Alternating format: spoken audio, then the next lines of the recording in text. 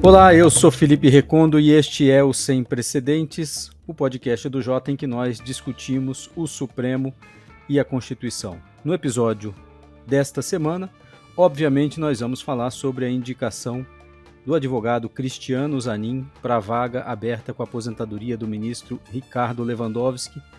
E a gente vê nesse debate sobre as qualidades ou falta do candidato, nós vemos muitas opiniões divergentes, algumas pessoas se escandalizando com o fato de o presidente ter indicado o seu advogado pessoal.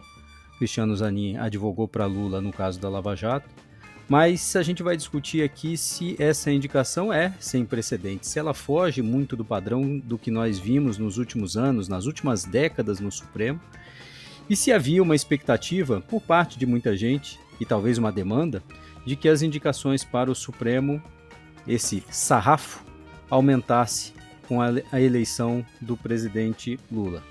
Para isso, nosso time completo aqui do Sem Precedentes: Juliana Cesário Alvim, da Central European University, Diego Werneck, do INSPER, Tomás Pereira, da FGV Direito Rio.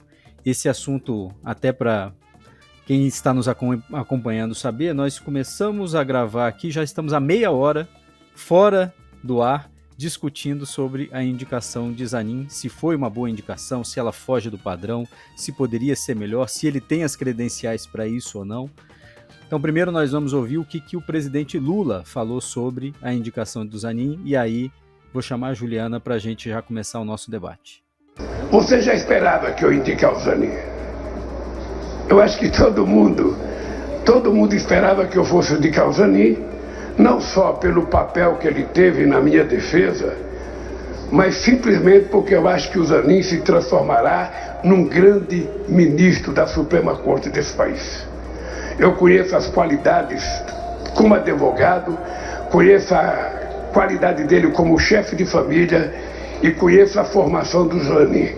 Ele será um excepcional ministro da Suprema Corte, se aprovado pelo Senado, e eu acredito que será. E eu acho que o Brasil vai se orgulhar de ter o Zanin como ministro da Suprema Corte. Acabou. Bom, Juliana, a gente já estava aqui discutindo, eu já sei mais ou menos o que você pensa diante disso e queria te ouvir. A indicação do Zanin, ela foge dos padrões? Ela é uma indicação boa? É uma indicação ok? Como é que você avalia? Olá, Felipe, Tomás, Diego. Acho que tem várias maneiras de responder essa pergunta, né? A pergunta é uma indicação boa que eu faria? Essa é uma resposta, mas eu não sou presidente da República. Agora, é uma indicação normal, uma indicação que segue os padrões das indicações? Sim, não vejo nenhuma normalidade, não vejo nenhum motivo para escândalo nessa indicação. A gente gostaria, talvez, como sociedade, nesse momento que a gente está vivendo, pós-bolsonarismo, né? Pós não, infelizmente, né? Pós-governo Bolsonaro, a gente gostaria, talvez, de uma indicação que levasse em conta, por exemplo, fatores de representatividade? Sim. Porém, né, acho que isso é uma vontade, uma exigência que não desqualifica, né, a indicação que foi feita, se a gente considerar as indicações que foram feitas, sei lá, se a gente considerar a última década no Supremo, o Supremo atual, quem são as pessoas que estão lá, e se essa indicação destoa, e também o contexto político, né, em que talvez um nome que fosse mais controverso ou mais ligados a determinadas pautas tivesse dificuldade de ser aprovado. Então, essa indicação ela pode ser vista como estratégica nesse contexto, né? E em termos dos requisitos constitucionais, acho que estão plenamente atendidos, né? Eu não vejo razão para se questionar as credenciais dentro da profissão do Cristiano Zanin, né? Claro, você pode querer um advogado que tenha, sei lá, que seja professor, que tenha seu doutorado não sei aonde.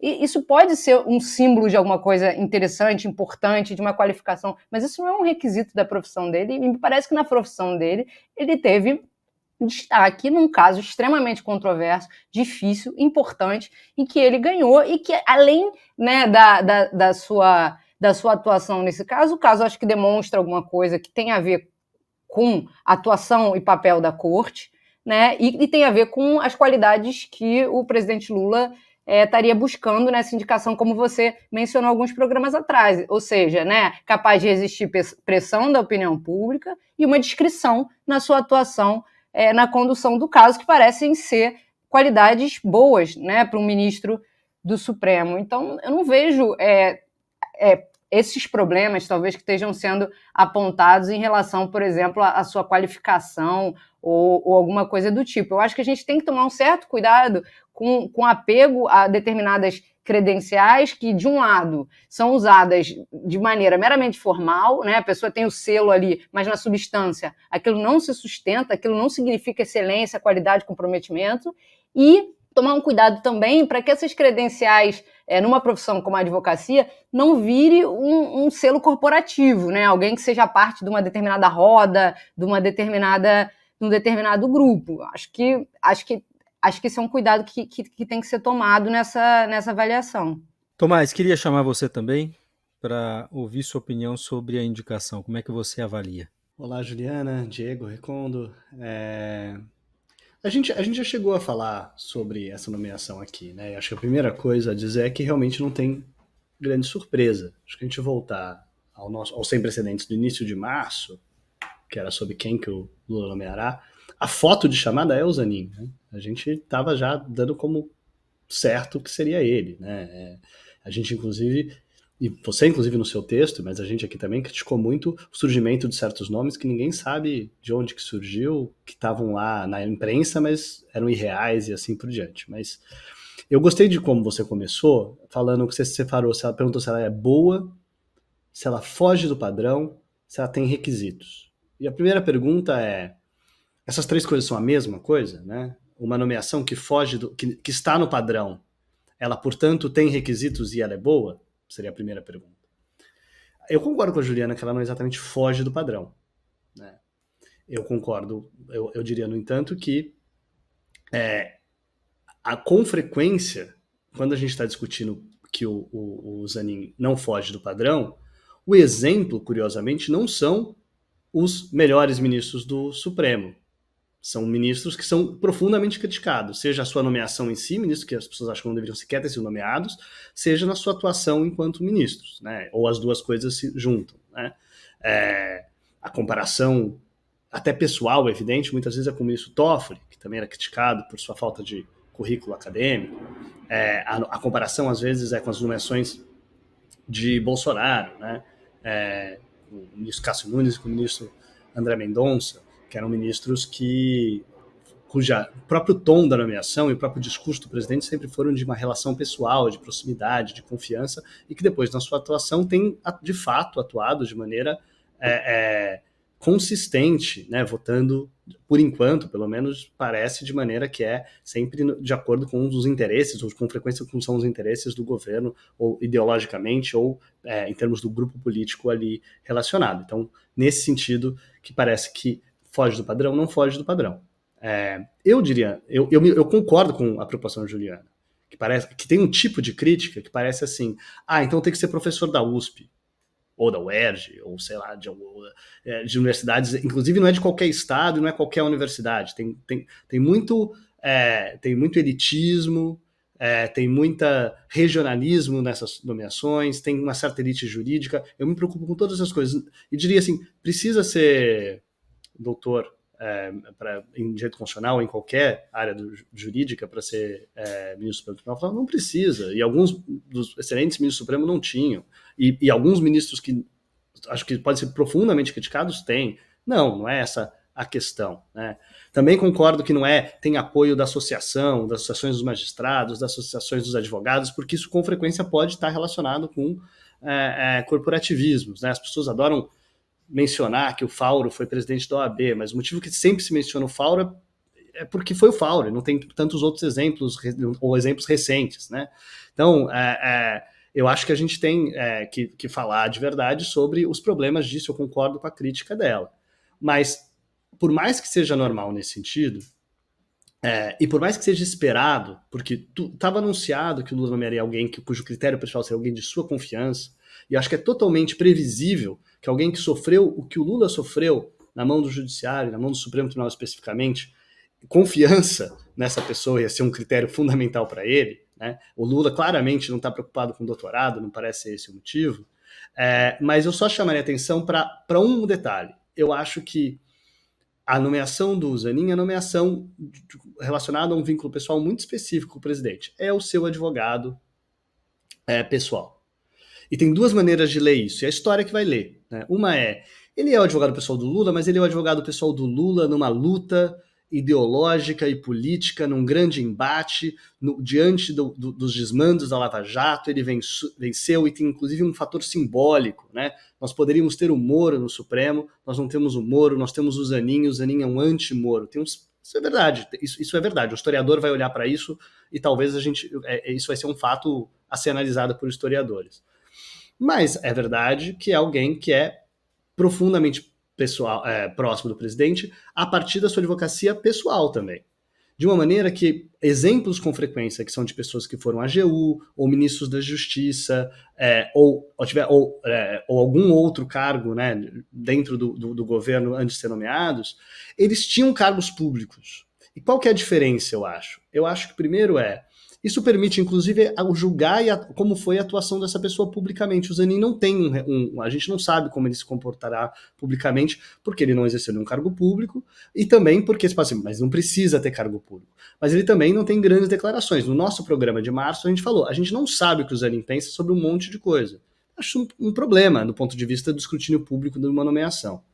Mas a outra coisa o cargo público, inclusive, serve para jogar negativamente. Então, eu termino com isso.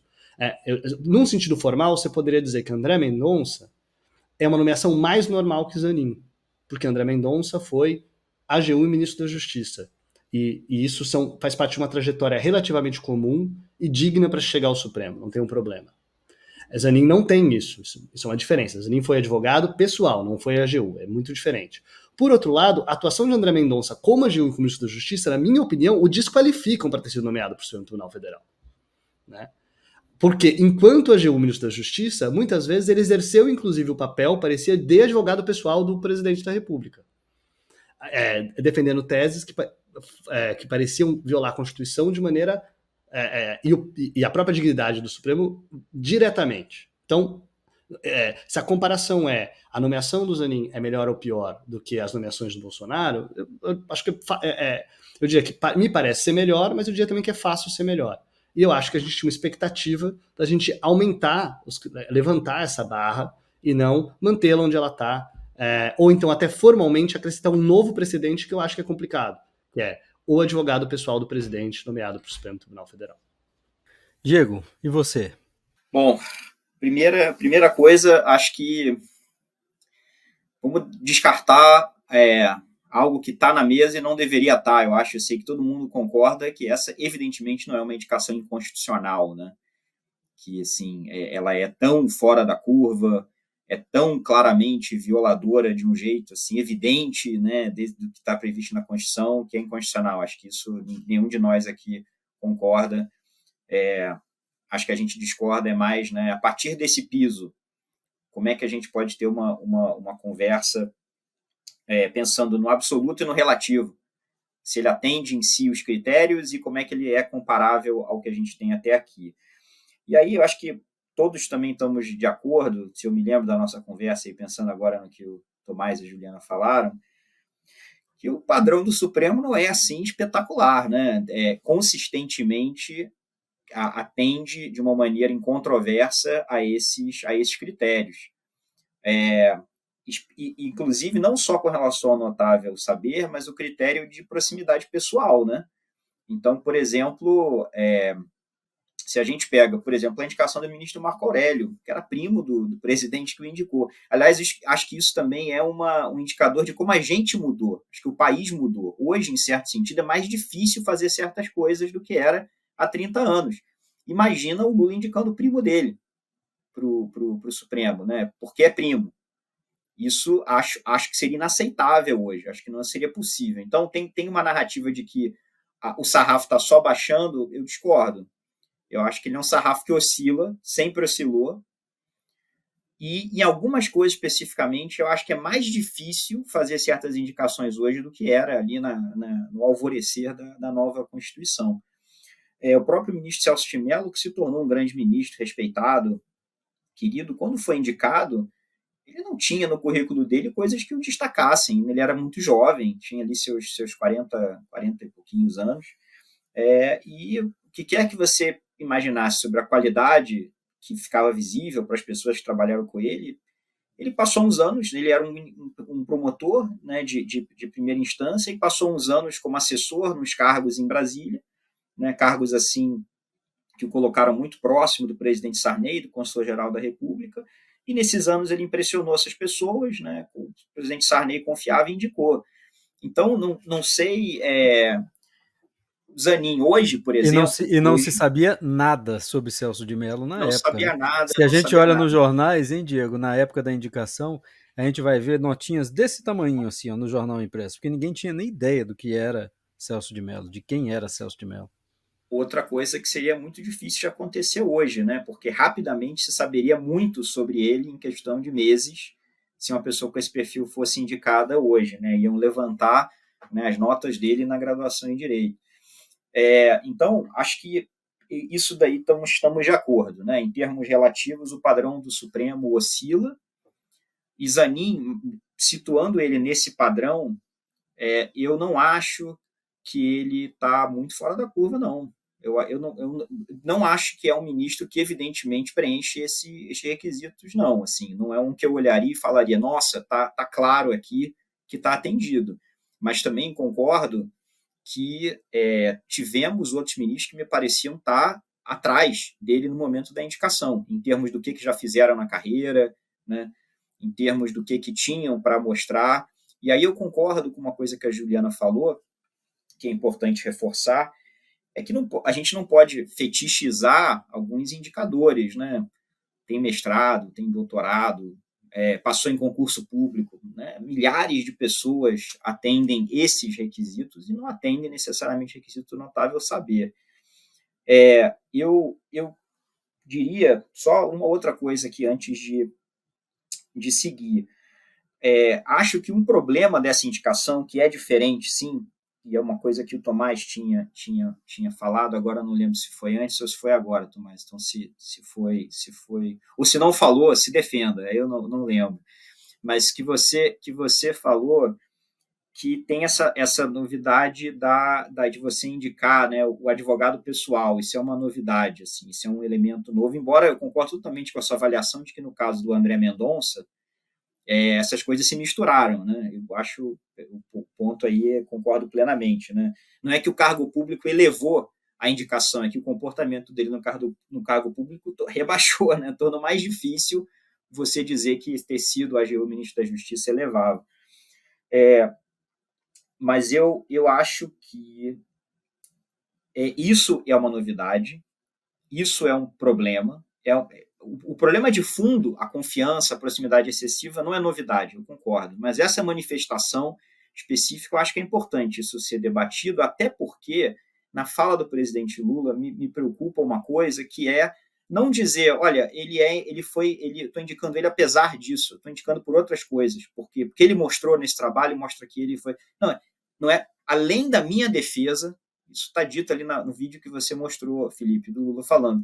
Então, assim, o principal é a minha defesa, mas além disso, vocês vão ver que tem outras coisas também. Isso não deveria ser dito, né? Assim, isso, né, eu acho que uma coisa é você dizer, nessa oportunidade que eu tive de conhecer o trabalho dele, fiquei impressionado com essas qualidades, e olha o resultado do trabalho, olha como ele lutou sozinho contra uma coisa, mas eu acho que está escancarado demais, e eu acho que isso é ruim para o vocabulário do debate público sobre indicações Supremo, que você normalize isso, que se considere uma coisa tranquilíssima, né? Você dizer, não, essa pessoa estou indicando aqui porque é meu advogado pessoal, embora não só por isso, mas isso sendo um motivo importante. Eu acho que tem uma outra coisa também que eu destacaria, que é muito curiosa, se você pensar da indicação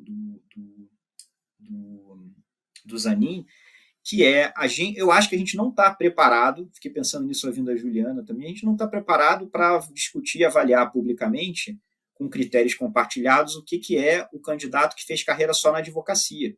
A gente está acostumado com um Supremo que todo mundo tem algum pé nas carreiras jurídicas públicas, né? Ou é professor, ou MP, é juiz, né? Procurador do município, do estado, ou teve carreira no governo. É difícil. Eu desde 88, acho que o Eros Grau, pensando aqui, é o único que e era professor. Mas era professor, pois é. Era professor, assim, não é nenhuma Eu exceção. também estava tentando fazer aqui uma digressão para tentar lembrar alguém que fosse 100% advogado, sem nenhuma... 100% não, Mas a Anin também é da PUC, né?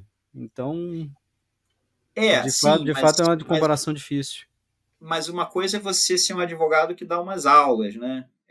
Outra coisa é você ter uma carreira mais longa, assim. O Zanin não dá para dizer acadêmica, que tem uma carreira acadêmica. Ele dá aula, tudo bem. O Eros tinha, embora com pé, não sei se era a atividade principal dele, acho que não, mas, enfim, era uma carreira que foi construída dentro dos parâmetros da época, que era uma carreira de professor universitário longa.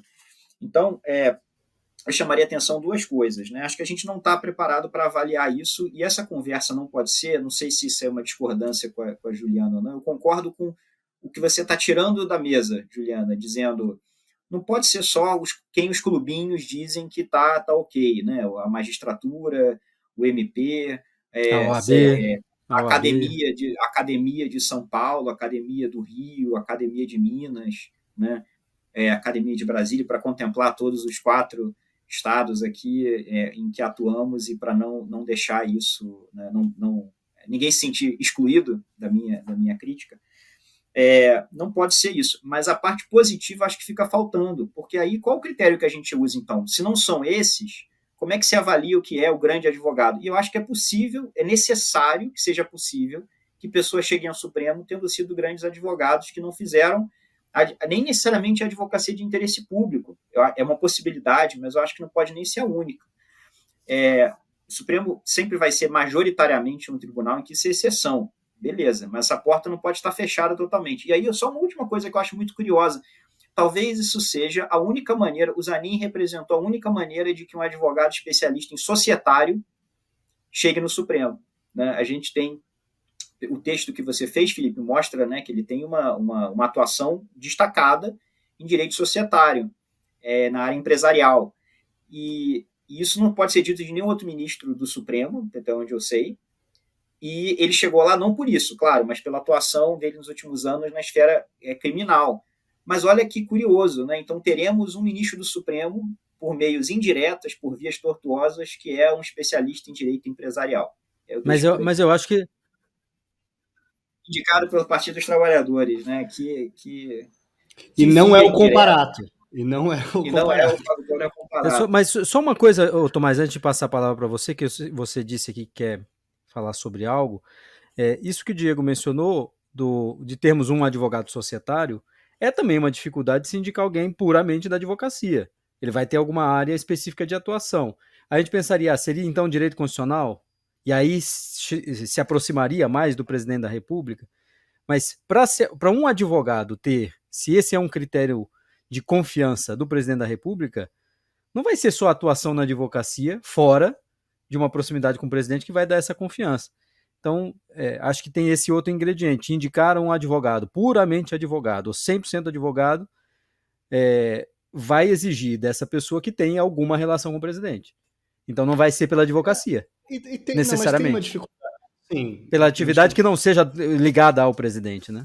Não, eu acho que é difícil separar as duas coisas, que é o acadêmico e o ser um grande advogado, porque com frequência há exceções. Mas com frequência os grandes advogados têm um pé na academia, mesmo, né? Então, se por exemplo, um grande advogado tributarista provavelmente vai ser professor de direito tributário em algum lugar. Um grande advogado penalista, há exceções, né? Mas eu acho que é interessante que eu só chamei a atenção para o fato que a gente consegue, eu acho que a gente consegue, em geral, ver essas exceções. Né? Márcio Tomás Bastos, claramente um advogado, uma liderança na sua área e tal. Eu não acho que as pessoas olham para o Zanin e falam, ele é o novo Márcio Tomás Bastos. Mas eu só chamaria... Mas desculpa, Diego, você queria falar uma coisa. Só que eu acho que o Zanin é duplamente excepcional, né? É o empresarial e a advocacia como atividade principal. Então, é um cometa, não vai acontecer de novo. Mas acho que agora eu volto no que eu falo. Só queria fazer uma comparação, não uma comparação, voltar a uma questão que é, o Diego deu exemplo de vários ministros que a gente às vezes esquece que não tinham também grande renome e tal, e eu concordo com o Diego, assina embaixo tudo que ele falou, eu acho que as pessoas não têm memória disso. Né? Às vezes as pessoas mencionam grandes ministros supremos, eles esquecem. O ministro Celso de Mello, com frequência, é mencionado com uma grande nomeação, as pessoas esquecem que quando ele foi nomeado, ele era alguém do Ministério Público de São Paulo, que acabou nomeado em parte por proximidade com o presidente, pela sua atuação pública, é verdade, mas sim, e mesmo, às vezes são nomeações políticas, e às vezes mencionam grandes juristas do passado, Vitor Nunes Leal, esquecendo que as pessoas tinham uma atuação política muito ativa, né, na esfera pública, né, na esfera mais política do que jurídica, em certo sentido até. Então, eu só queria chamar a atenção para isso, para dizer que eu concordo com o Diego sobre isso. Mas eu acho que a gente tem que tomar cuidado quando a gente está fazendo a nomeação, que falando sobre a nomeação, eu estou julgando, falando da nomeação. Eu não tenho como falar sobre o ministro que o Zanin será. Daqui 10 anos, a gente pode estar aqui, inclusive espero que estejamos reunidos, discutindo, podemos estar o Supremo daqui 10 anos, espero que o Supremo esteja muito melhor, e adoraria dizer, realmente esses 10 anos mostraram que o Zanin foi um grande ministro, uma década de Zanin celebraremos em 10 anos, e podemos estar elogiando a sua atuação como... Eu não tenho como falar sobre isso hoje. E eu acho que chama a minha atenção que o próprio Lula falou isso no discurso dele. Né? O Lula pediu que o Lula falou que nomeia ele acreditando que ele será um grande juiz, mas ele não apontou para nada específico. Ele basicamente eu conheço ele pessoalmente e eu acredito nisso. Então, tem eu acho isso, Tomás, Lula, que ela garantia Soixô. E daí se você não, mas aí eu acho uma coisa, Tomás. Por mais que seja essa a garantia é ele, difere muito das outras 8 indicações que ele fez, ou de parte delas, que era quase uma indicação às cegas, e de dizer, eu indiquei, o meu papel eu fiz, como se não tivesse responsabilidade pelo que ele se torna depois, ou uma parcela de responsabilidade pela condução depois dessa pessoa como juiz do Supremo. A presidente Dilma, eu acho que foi muito mais dedicada e responsável pelas indicações que ela fez. Ela colocou o dedo, a digital, não só a assinatura quando indicou. E acho que é uma evolução em relação ao Lula 1 e Lula 2. Ele dizer, esse candidato eu estou afiançando, a responsabilidade é dele. A gente vai cobrar depois dele. A gente já cobra, claro, as outras indicações, mas é como se ele lavasse a mão. Ele indicava e falava, não, agora o que ele vai fazer lá dentro é problema dele. Não é. Eu acho que isso é bom, quando o presidente diz, essa indicação confie porque eu estou colocando. Ok, vai ser cobrado pela história e publicamente pelas coisas que fizer enquanto for presidente. Eu acho, nesse caso, uma evolução em relação a tudo que ele fez no Lula 1 e Lula 2. Posso entrar aqui para retomar uma coisa? Porque quando a gente está falando desse questionamento sobre as credenciais, só voltando um pouco nisso, a gente fala do Toffoli, do ministro André Mendonça, que tiveram essas credenciais questionadas e são criticados até hoje por sua atuação, né, no Supremo. Eu acho que a gente tem que lembrar também que a ministra Rosa Weber, ela teve suas credenciais extremamente criticadas e hoje em dia extremamente elogiada pela sua conduta como ministra do Supremo, né? Porque ela, assim como o ministro, como Cristiano Zanin, não fez mestrado, digamos assim, não seguiu nessa carreira acadêmica, tinha uma atuação que não era assim, notória para fora dos círculos específicos ali, e foi muito criticada. Isso se refletiu na Sabatina, e claro, tem uma dimensão de gênero, né, com a credibilidade dela sendo o tempo inteiro questionada, e ela sendo alvo de perguntas assim, primárias de direito sobre os mais variados temas, como uma maneira dela ter que provar o seu saber jurídico. Então, acho que tem esse elemento também, né? Ela não tinha essas credenciais, é uma ministra excepcional, e não só isso, apanhou demais, né? Por conta disso. Então, acho que quando a gente faz essa comparação com ministros que foram criticados digamos assim, pela falta dessas credenciais, acho que a ministra Rosa tem que entrar para fazer esse contraponto. E tem um outro lado, né? A nomeação recente do Nunes Marques, por exemplo, o ministro Nunes Marques, envolveu muitos debates sobre essas credenciais também, e eu acho que mostra um outro lado, né? O problema dessa fetichização das credenciais e e da inflação dessas credenciais, né? Só para a gente lembrar aqui, o ministro Nunes Marques, que tem seu doutorado, tinha lá no seu currículo um suposto pós-doutorado que depois foi desdito, né? Pós-doutorado, que é um título que a gente sabe que não existe, mas assim, para além disso, a experiência do pós-doutorado estava lá no seu currículo, foi questionado, se não me engano, pelo senador Randolfo Rodrigues, e depois ele teve que dizer que não era bem assim, que foi um problema de tradução, etc. e tal, que mostra, acho que é um sintoma, né, desse problema. A ministra, Juliana, lembrando disso, a ministra Carmen Lúcia, que na sabatina dela na CCJ, foi dito que ela tinha doutorado, e ela não tinha cursado doutorado, no currículo dela também tinha, então ficava esse fetiche. E mais, candidatos que estavam, supostos candidatos, que estavam disputando essa vaga, diziam também que tinham mestrado e doutorado na USP, mas não tinham a menor qualificação, e os ministros do Supremo falavam abertamente disso, que essa pessoa nunca seria bem-vinda no Supremo pela falta de credenciais para entrar. Mas, inclusive, meus colegas na imprensa dizendo, mas ele tem mestrado e doutorado, como se isso fosse alguma coisa. Não, e eu queria recuperar... Só para fazer, perdão. Claro que é alguma coisa, né? Fazer mestrado e doutorado mas como se essa fosse uma credencial... Trabalho. Pois é, mas como se fosse, e eu ainda nem consegui, mas como se fosse credencial necessária para ir para o Supremo. Lembrando, Peluso não tinha, Celso não tinha, Marco Aurélio não tinha, Jobim não tinha, e por aí vai.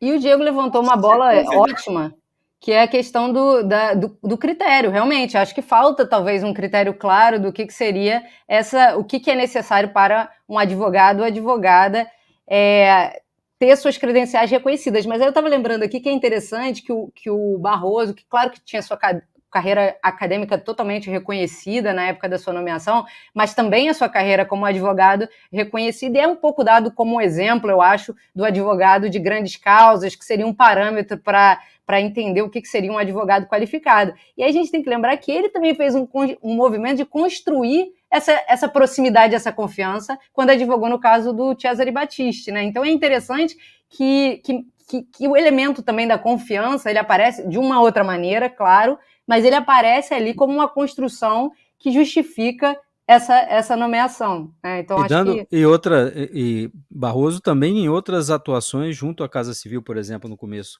do governo Lula, dando subsídios para uma reforma da Previdência, coisa que não apareceu muito no público, mas que acontecia sim, as relações pessoais, as relações de Brasília também, que isso também passa abaixo do radar, inclusive desses critérios. Diego? Eu acho que tem várias coisas na mesa que é importante só pontuar, que o problema talvez seja a combinação delas no caso do Zanin. Eu concordo que muitas das críticas que são feitas a essa nomeação são exageradas, idealizam o passado, né, exigem coisas que não são normalmente encontráveis no caso do Supremo, fetichizam certas coisas, tudo isso estou de acordo. Mas é que é uma combinação de uma indicação que não me parece, que não é claro que tem notável saber jurídico. Acho que isso é uma coisa, não é assim, além da dúvida razoável. Você vira e fala, poxa, essa carreira aqui já chegou lá. Uma pessoa jovem, pode ser muito, né, talentoso, pode ter mandado muito bem, mas é difícil você pegar essas coisas.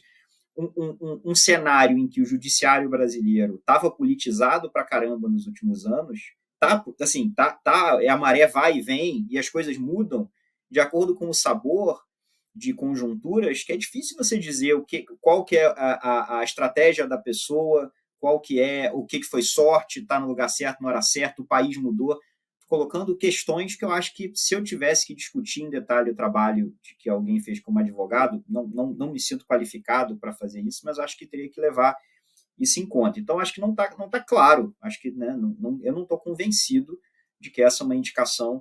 Mas eu acho que é importante pensar, né, no exemplo da Rosa, porque, de fato, lá, quando ela foi indicada, a Juliana tem toda a razão, isso foi muito contestado. Talvez, lá na época, eu ficasse também um pouco na dúvida, mas ela tinha uma carreira muito sólida dentro da Justiça do Trabalho, ela era ministra do TST, e ao contrário, por exemplo, do Marco Aurélio, que era ministro do TST, né, e agora do Zanin, não tinha esse elemento de proximidade da confiança pessoal. Sei que tinha aí alguns graus de separação com Dilma, não era também uma pessoa totalmente fora, desconhecida do círculo, mas é diferente. O problema é a combinação de máxima confiança e questionável, notável saber, né? Então, assim, é legal, acho importante pensar no exemplo da Rosa, que inclusive se tornou uma das maiores ministras do Supremo que a gente viu atuando. E talvez usar o caso dela para pensar se o que a gente exigiria pode não ser irreal, pode não ser demais, né? Mas ela não combinava esses elementos, acho que me parecia mais claramente, né, preenchendo esses requisitos do que o Zanin, e não tinha o problema da proximidade pessoal. Então, acho que é importante também colocar essas coisas, porque se analisa cada uma delas isoladamente, aí você chega à conclusão de que é normal a indicação, porque isso aqui parece com aquilo, isso aqui parece com aquilo, mas quantos somam as duas coisas? Quantos somam as duas coisas? A controvérsia quando as qualificações e essa proximidade pessoal escancarada que está sendo dita aí que é por isso.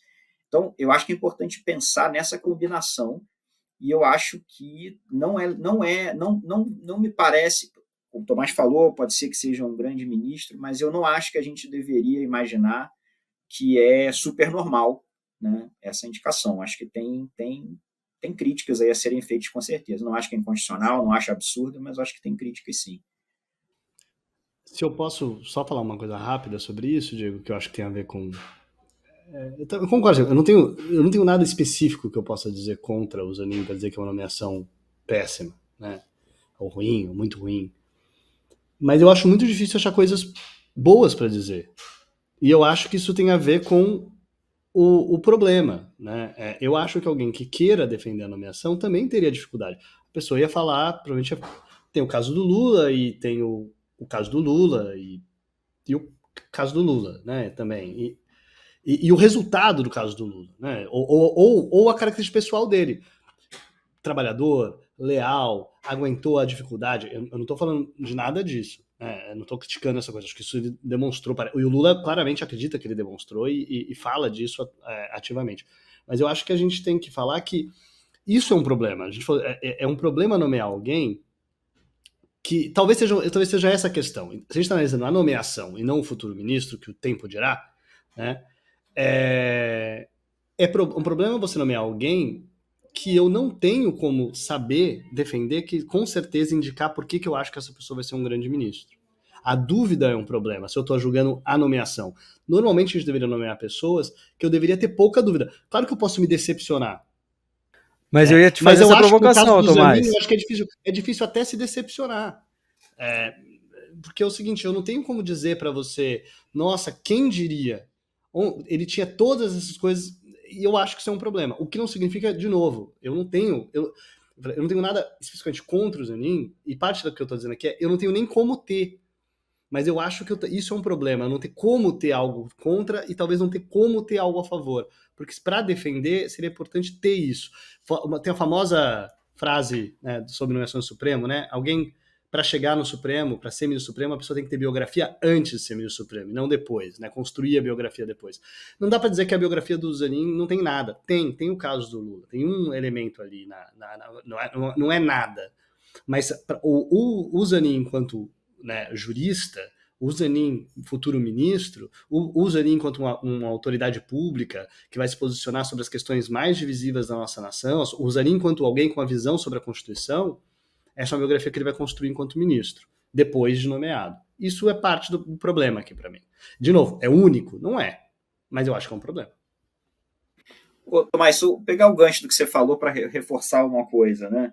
Então, em termos absolutos, como falei, não estou convencido do que no Otávio Saber está aí, né, flagrante, evidente. Mas em termos relativos, acho que você deu um excelente critério aí quando você pensou assim, na biografia que a pessoa já tem até aqui. Se Zanin nunca entrasse no Supremo, ele já teria sido relevante nacionalmente pelo que fez. Isso é verdade. Em comparação, outros ministros não. Outros ministros que entraram não teriam de modo algum sido relevantes se nunca tivessem sido indicados para o Supremo. Então, acho que isso mantém a minha posição de que não estou assim, satisfeito. Se eu fosse a Constituição, não acharia que meus critérios estão assim claramente atendidos, mas não sou a Constituição, felizmente, para a sorte de todos e todas. Mas acho que isso, de fato, pode ser dito. Se a gente aplica esse critério, ele está na frente de muitos outros indicados, né? Sem nenhuma indicação do Supremo, ele já teria sido relevante na história do país recente. Juliana. Não, eu queria só acrescentar aqui que eu concordo com o Tomás com relação ao fato de que a gente não sabe muitas coisas, inclusive coisas que, por exemplo, você indicou no seu texto no Jota essa semana, são coisas até sinais de alerta, né? Como essa proximidade com o empresariado, que talvez leve uma perspectiva que não tem no Supremo, uma especialidade que não tem no Supremo, mas né, como é que isso vai se comportar em causas importantes de direitos fundamentais e sociais e trabalhistas e coisas desse tipo. Mas acho que também é importante a gente pensar que a nomeação não é só do Lula, né? Lembrar daqui que a gente ainda vai ter o Senado avaliando que isso pode ser uma oportunidade, como a gente sempre discute aqui, né? Para essas bolas serem levantadas. É claro que a gente tem visto, né, nessas sabatinas uma grande insinceridade, ali um grande teatro, mas não deixa de ser uma oportunidade para entender melhor essa indicação, porque eu concordo, né? Dizer que tem proximidade, que tem confiança, não é suficiente, né? É importante a gente poder entender melhor os critérios que geram essa confiança, quais são as visões de mundo que orientam essa indicação. Eu concordo e acho que a gente vai ter essa oportunidade, espero que a gente tenha essa oportunidade, que seja bem aproveitada durante a sabatina. A gente vai gravar um programa especial depois, quando a sabatina for marcada. A gente sabe das dificuldades de sabatina, né? E talvez essa guinadinha aí à direita, ou ao conservadorismo, Juliana, que vai garantir a ele uma aprovação mais tranquila no Senado, pelo menos essa é uma expectativa que a gente ouve dos parlamentares. A gente teria mais horas e horas para falar sobre a indicação do Supremo, vários exemplos, algo que o Tomás mencionou, né? Que garante que um indicado vai ser um bom ministro? Nada, nem o fato de ele ser notável. Ou a gente poderia citar aí ministros que a gente falava, isso aqui vai ser um ótimo ministro. E a gente já tem algumas ressalvas e visões no passado sobre como isso aconteceu, né? Então vamos deixar para o próximo programa algumas outras questões sobre Zanin. E a gente continua nesse assunto, portanto, nas próximas semanas. A sabatina ainda não foi marcada. Semana que vem é uma semana de feriado, né? Feriado na quinta-feira. Portanto, eu imagino que isso seja lá na segunda quinzena de junho. A gente volta, portanto, por sinal, semana que vem não temos Sem Precedente. Voltamos na outra semana. E aí, quem sabe, já falando um pouquinho mais sobre Zanin e sua sabatina.